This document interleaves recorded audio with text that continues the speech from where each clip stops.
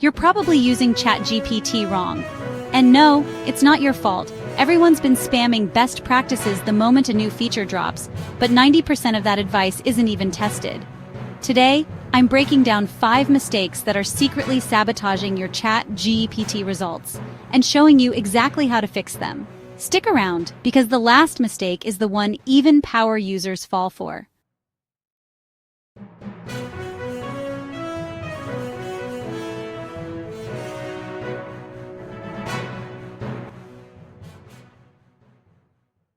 You've probably heard, be super specific in your custom instructions.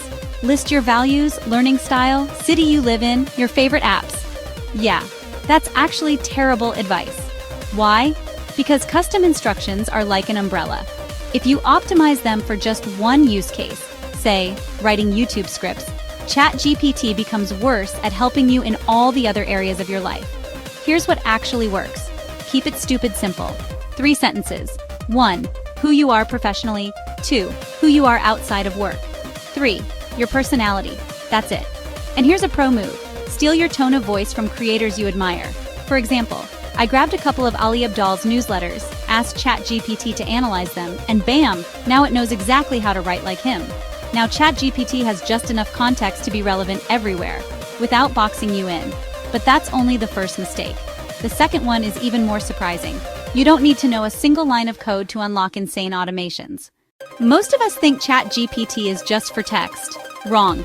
You can literally make it write code that automates your day-to-day work, even if you've never coded before.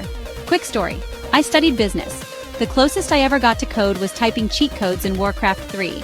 And yet, I had ChatGPT build me a Google Docs script that auto-creates a meeting notes template every time I press a button. I didn't even understand the code. Didn't need to. Want the pro tip?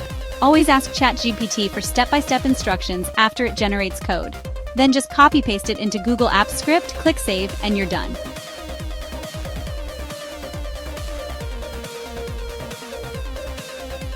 And here's where it gets fun. Once you see it work, you'll start thinking of other ways to use it. I made a slides button that standardizes all speaker notes across a team deck. Tiny hack, huge time saver. So if you've been saying, I don't code, congrats, you're out of excuses. But even if you do this, you're still not getting the best results because of mistake number 3.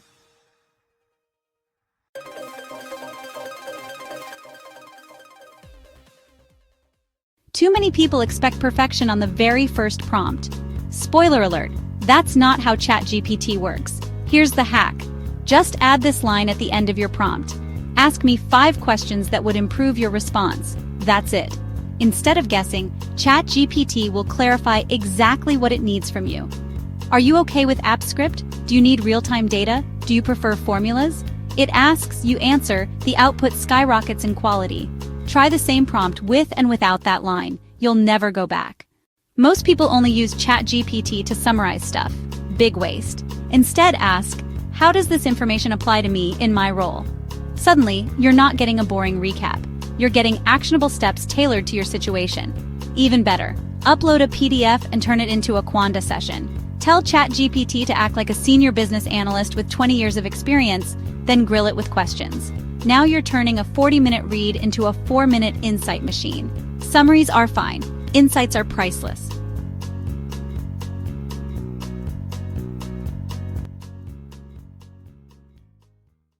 Last mistake, saving 100 fancy prompts and never using them.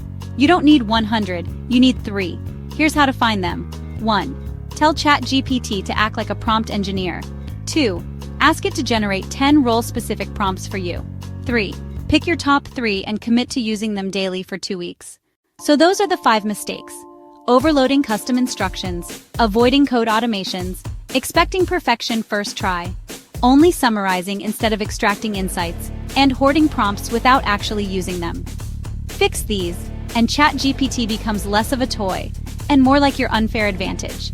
Now, if you want me to break down the exact 3 prompts I personally use every single day, let me know in the comments and I'll make a follow-up video. Until then, stop using ChatGPT wrong and start using it like the productivity superpower it actually is.